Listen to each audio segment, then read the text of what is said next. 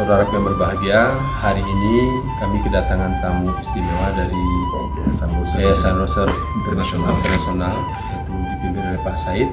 Ini cerita tentang naungan pelindung daripada kopi, dan program ini sangat sinkron dengan pemerintahan Aceh Tengah, khususnya kepada petani kopi.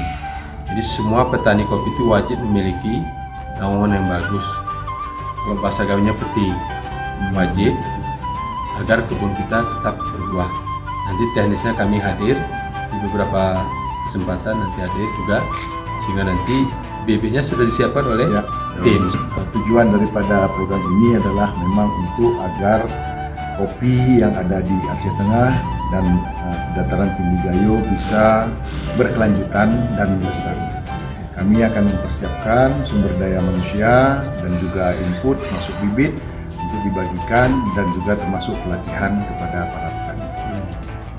Tujuan kita adalah meningkatkan produksi yang meningkat, sehingga nanti income pendapatan masyarakat nanti bertambah.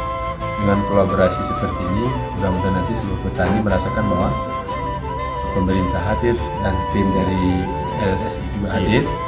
Ini adalah salah satu bentuk pelayanan kami terhadap masyarakat. Tetap semangat, kopi Gayo harus kita jaga, dilestarikan. Kopi Gayo enak. Enak.